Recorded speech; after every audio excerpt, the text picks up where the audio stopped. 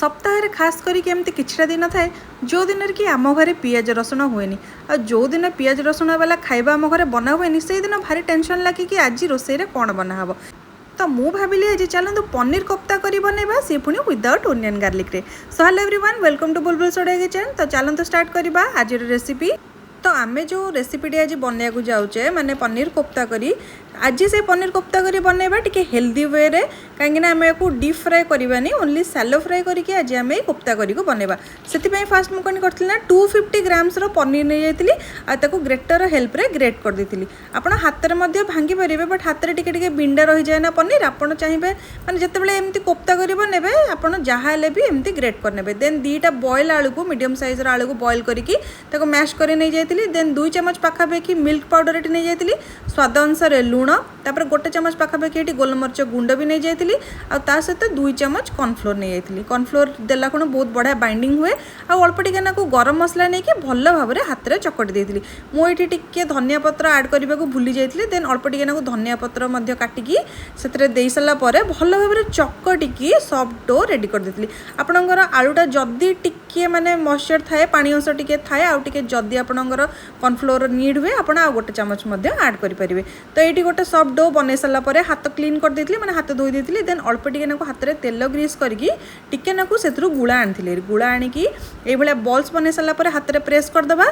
Then मझे मुझे किसी ड्राई फ्रुट्स दे देती, जमीक आलमंड, काजू, किसमिश देकी भल भाव में गोल कर देती। आपड़ चाहिए यही ड्राई फ्रुट्स को आप स्किप करेंगे, नॉर्मल बॉल भी बनई पारे, बट एमती देले टिके कौन कि खाइबा को भल लगे। तो मुझे कौन करी ना मझे ड्राई फ्रुट्स आड करके ये सब बॉल बनई रेडी कर देती।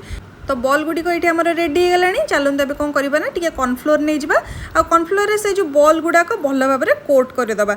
जेहेतु आलू रे एटा चकटा हो पनीर भी एथर अच्छे बढ़िया भाव में अल्प अल्प मॉइस्चर भी थी, आराम से कोट हो। पानी बिल्कुल भी ये यूज करेंगे, ओनली ड्राए रे ही ताको ये भाया कोट करने। कोट कर सारापर आम तो आज हेल्दी वे को बनैबा ना। तो ये मुझे अप्पे पैन नहीं बिना फ्राए करी माने डीप फ्राए करके तेल रे आम कौन करवा, अप्पे पैन रे गोल्डन ब्राउन है पर्यंत सबू साइड्रु बुले बुले फ्राए करना। सेपटे बॉल्स गुड़ा आम फ्राए है भितर चलते आम ये कौन करवा ना टमाटो आउ टिके अदा काटी नवा। तो मीडियम साइज 2टा टमाटो काटी नहीं, आ 3 ରୁ 4 इंच अदा को छोट छोट करके काटी नहीं। तापर मुझे कौन करी ना काजू और चारमगज को घंटे 1.5 घंटा पूर्व सोक करके रखी देती, 2टा कंचा लंका भी नहीं जाती। तो ये देखु आमर कौन हो गलानी ना पाखापाखि 1.5 मिनिट पाखापाखि टाइम हो गलानी मीडियम फ्लेम रे। तो आम कौन करवा ना ताको पुणी पलटेदेवा, पलटेक ये गोल्डन ब्राउन है पर्यंत सब गुड़िक भाजी नेला भाया करदे।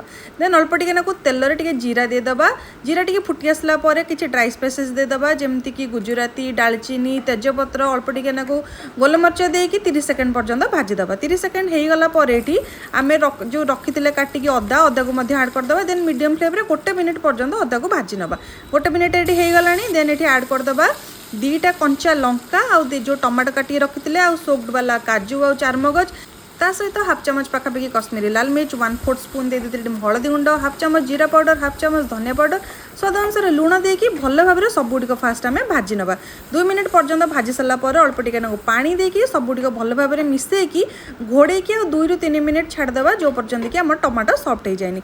जितेबाला टमाटो आम सॉफ्ट हो माने 2 ରୁ 3 मिनिट मीडियम फ्लेम रे टमाटो जो सॉफ्ट हो सबुटिक आउ थे मिसेकी 1 मिनिट पर्यंत ये भाजी नवा। देन फ्लेम को ऑफ करदे।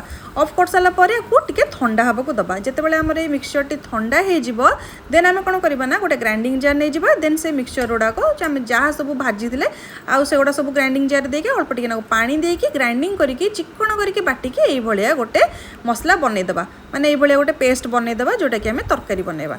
तो मुझे कौन करी ना तापर कड़ाई 2 चम्मच पाखापाखि घी नहीं, देन 1 चम्मच कश्मीरी लाल मिर्च देती जोटा कि बढ़िया कलर आसे बट राग न थाए। तो आम राग तो कंचा लंका आड करचे ना। तापर 30 सेकेंड पर्यंत भाजी सारा पर से आम जो पेस्ट बनई ऐड करदे। आउ जितेबाला भी ये प्रोसेसटा आम करवा ना स्लो फ्लेम रे रखा, कहीं आम जो लंका गुंड आड करते ना से ना पोड़ीज। तो ये आड कर सारापर अल्प टिके पानी देकी 4 ରୁ 5 मिनिट मीडियम फ्लेम रे फुटेदेवा मसला को। जो 4 ରୁ 5 मिनिट हो मसला आम बढ़िया भाव में फुटी आसब तापर टिके भल टेस्ट आसवाई मुझे आड कर देती हाफ चमच पाखापाखि चीनी। आप चीनी को स्किप करेंगे, चीनी जहाँ टे पकेबे। आउ टिके नाकू ड्राई कसुरी मेथी पत्र आ 2 चमच पाखापाखि फ्रेश क्रीम ये आड करके भल भाव सब गुड़िक मिसई सारापर आउ 3 ରୁ 4 मिनिट भल भाव फुटेदबा जमती आम ग्रेवीटा टिके सेमी थिक हो। टिके देखो टिके माने पतला कंसिस्टेंसी अच्छी आम कौन करवा ना आउ टिके आपको थिक बनवा। मु कंसिस्टेंसी आपको देखा यही भाया ही रही। जो आपणकर ग्रेवीटा हो आप कौन करेंगे गैस फ्लेम को ऑफ करदे। आ जो कोफ्ता बॉल गुड़ा आम बनी डायरेक्ट ग्रेवी आड करेंगे कहीं जेहेतु पनीर और आलू बना बहुत सॉफ्ट होता है, भांगी जबार भी चांस थाए। तो चलते आम प्लेटिंग करना। फास्ट ग्रेवी देदेबा, देन बॉल सोडक देदेबा, देन ता ऊपर ग्रेवी देदेबा। आउ ए प्रोसेस जो आम ग्रेवी गरम थी ना से टाइम ही आम यहाँ बनवा। तब लास्ट को टिके फ्रेश क्रीम और ग्रेटेड पनीर दे सारापर रेडी हो जाता आमर पनीर मलाई कोफ्ता, जोटा खाइबा को बहुत tasty without onion garlic healthy way बनी। आदि आज ये रेसिपी आप भल लगी थाए देन लाइक शेयर और सब्सक्राइब करने को बिल्कुल भी भूलें। जदि आप वीडियो को फेसबुक रे देखुं देन फॉलो डेफिनेटली करदे। रोची पुणी देखा नेक्स्ट वीडियो किसी नुआ रेसिपी सहित। बाय।